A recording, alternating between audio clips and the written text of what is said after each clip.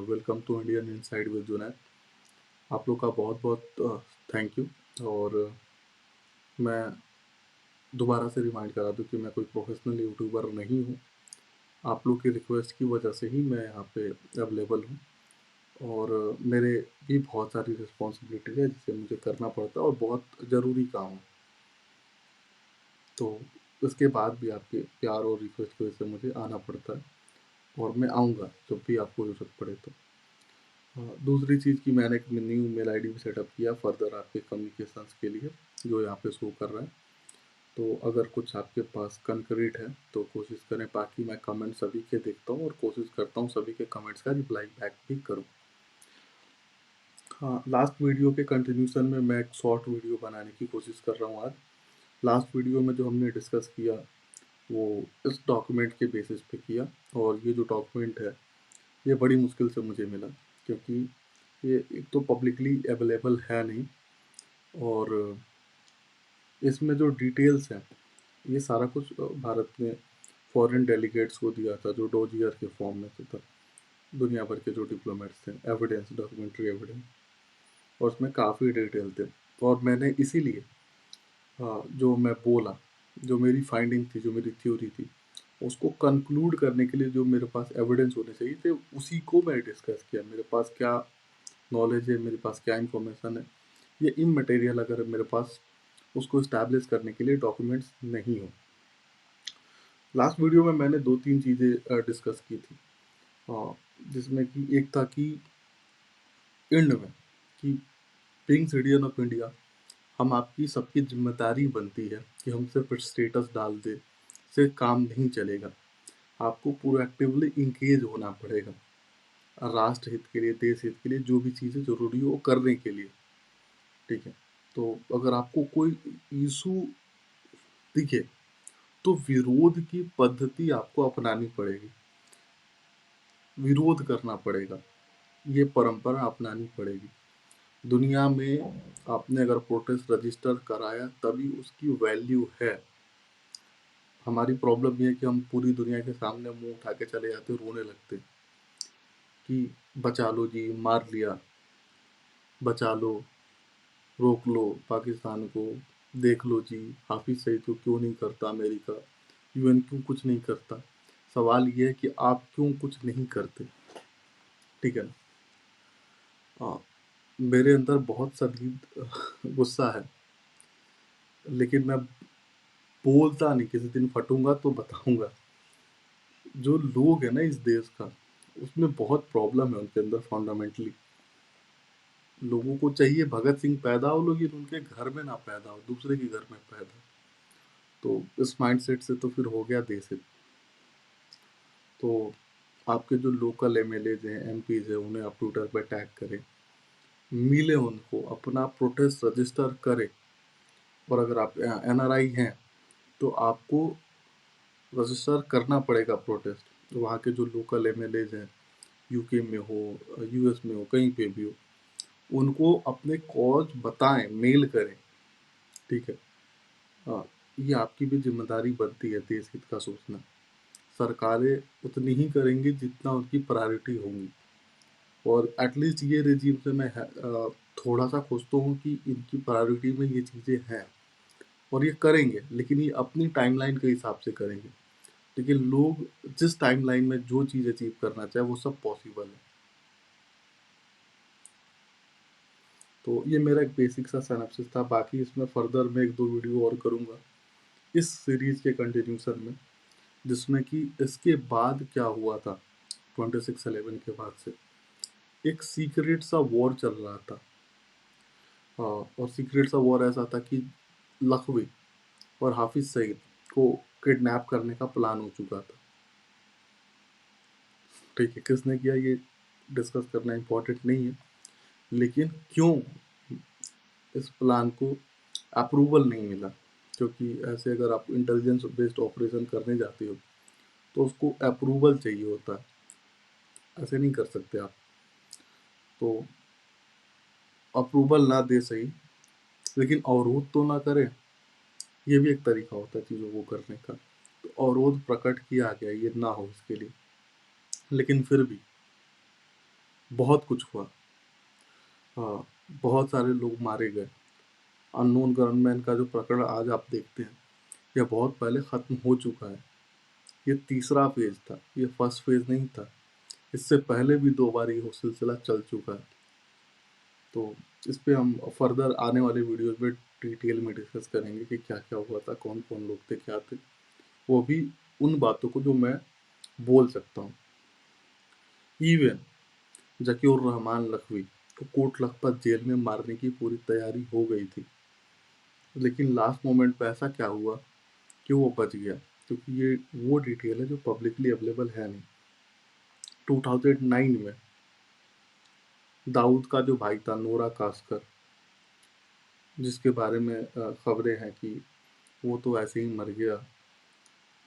वो कैसे मरा, इसके बारे में पब्लिकली नोन नहीं है, ये भी फैक्ट। इस पे भी हम थोड़ी सी रोशनी डालेंगे। तो डिटेल्स बहुत सारे हैं, एक्सप्लोसिव है, कीप सपोर्टिंग मी। और क्योंकि मैं कोई प्रोफेशनल यूट्यूबर हूँ नहीं, और मैं कमेंट सबका देखता हूँ, और मैं कोशिश करता हूँ रिप्लाई करने का, लेकिन मैं कमेंट सबका देखता हूँ।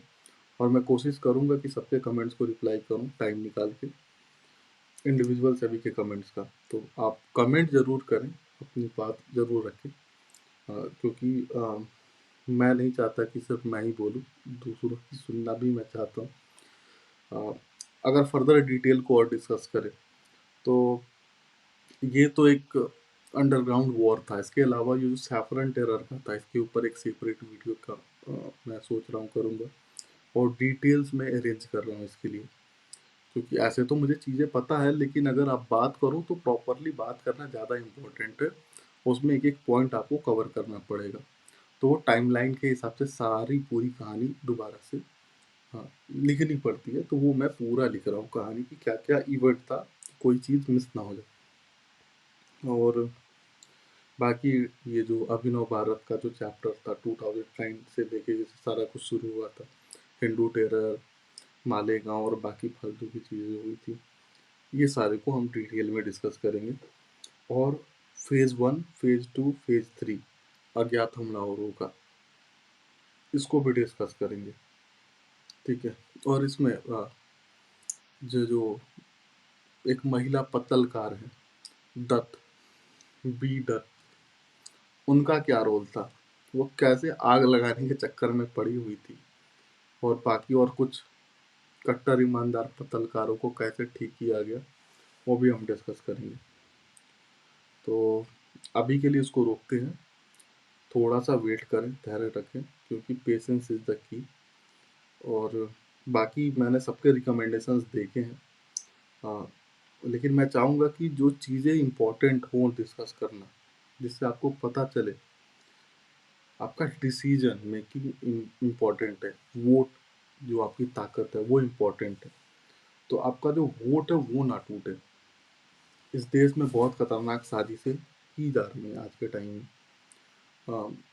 जो विपक्ष है उसकी दो पॉलिसी है आज के टाइम में, कैसे भी करके इन्हें क्लियर मेजोरिटी ना दी जाए, इस रिजीम को 2/3 मेजोरिटी ना आए, राज्यसभा में सीटें ना आए, और 2/3 मेजोरिटी भी ना आए। तो ये इनकी बेसिक प्लान है, और इसके लिए, इसको अचीव करने के लिए उनके पास दो तरह के लोग हैं।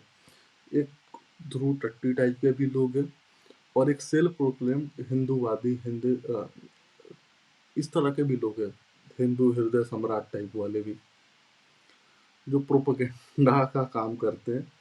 और ये बेसिकली दोनों साइड के ढोलक हैं जो बजा रहे हैं, और आम हिंदू बज रहा है और बेवकूफ़ बन रहा है, ठीक है। और ये सही मोमेंट पे ऐसी चोट करेंगे कि हिंदू मुस्लिम और पूरा समाज टूट के रह जाएगा। तो ये बहुत खतरनाक साजिश हो रही है। खैर, जिस विशेष जगह से ये सारा कुछ होता था, जयपुर से, जो एक रिटायर्ड ऑफिसर थे, हाँ, लोगों को यकीन नहीं होगा, मैं नाम लूँगा तो मुझे पता है, वहाँ पे आज के टाइम में कांग्रेस की सरकार नहीं है।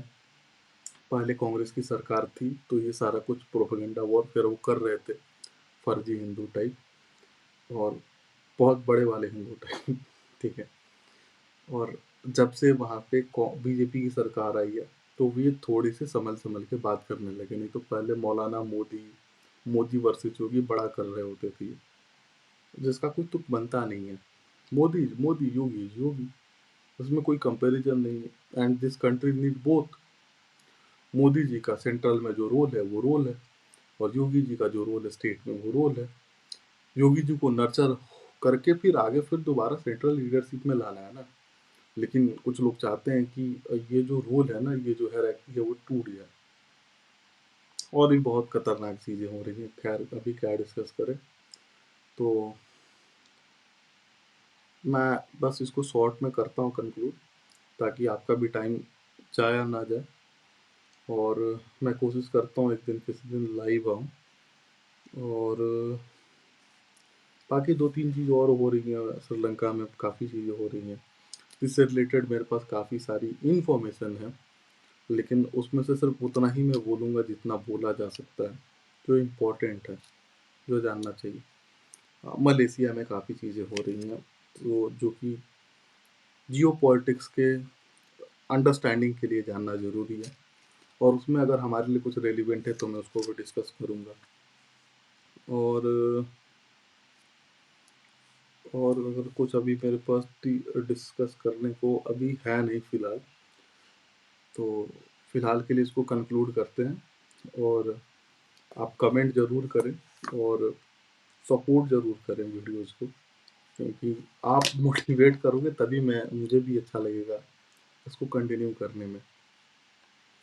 क्योंकि ये जो मेरा रिसर्च है, जो मैं आज आपके सामने बोल रहा हूँ, ये मेरी तपस्या है 8-9 साल की। ठीक है, ये एक दिन में मैं आके नहीं बोल रहा हूँ। और मैं फ़िलहाल क्या, मैं तो उस गेम में हूँ भी नहीं कि मुझे लाइक, सब्सक्राइबर या व्यूज़ चाहिए। मैं बस इतना चाहता हूँ कि लोगों तक बात पहुँचे, और इससे ज़्यादा मुझे और कुछ नहीं चाहिए। बाकी थैंक यू एवरीवन, आप ही लोगों की वजह से मैं हूँ इधर। और मैं तो, मेरा काम ख़त्म हो जाएगा तो मैं ख़त्म, क्योंकि ऐसा थोड़े है कि मैं हमेशा इधर रहने आया हूँ। मैं आपको एजुकेट करने आया हूँ कि चीज़ों को कैसे जाने, समझे, परखे, ना कि अपने ऊपर डिपेंडेंसी बनाने आया हूँ। वो मेरा काम नहीं है। हाँ, डिसीजन मेकिंग आपकी खुद की होनी चाहिए। मैं सिर्फ हमेशा फैक्ट्स रखने की कोशिश करता हूँ, और वो मैं रखता भी हूँ। मैं बहुत कम ही होता है जो कंक्लूजन देता हूँ या ओपिनियन देता हूँ। और अक्सर मैं किसी भी चैनल पे जाऊँ, लोग सवाल में ही कंक्लूजन डाल के पूछ रहे होते हैं, और उसमें मैं बहुत ज़्यादा फंसता नहीं, उसका रिप्लाई भी मैं नहीं करता हूँ। सिर्फ मैं फैक्ट्स ही दे रहा होता हूँ, मैं ओपिनियन नहीं दे रहा होता हूँ मोस्ट ऑफ द टाइम। या मैं कोशिश तो ज़रूर करता हूँ कि मैं सिर्फ फैक्ट्स के पास ही रहूँ। फिर भी इंसान हूँ, कभी कभी गलती हो जाए तो उसके लिए माफ़ी चाहूँगा। और बाकी थैंक यू एवरीवन। 13 मिनट हो गया, मेरे पास अभी कुछ नया बोलने को है नहीं, हालांकि बोलने को बहुत कुछ है। और मैं थोड़ा सा सॉफ्ट स्पोकन हूँ, लेकिन जब सॉफ्ट स्पोकन और बाकी इस तरह का जो नेचर का आदमी होता है, जब जब ऐसे आदमी जब भड़कता है किसी दिन या गुस्से में आता है, तो उसका गुस्सा बहुत खतरनाक हो जाता है। तो किसी दिन मैं, अगर मेरा दिमाग खराब हुआ तो बहुत कुछ बोल जाऊंगा। आई होप कि वो दिन ना आए। और इसी के साथ अपनी वाणी को विराम देता हूँ। Thank you everyone, see you very soon.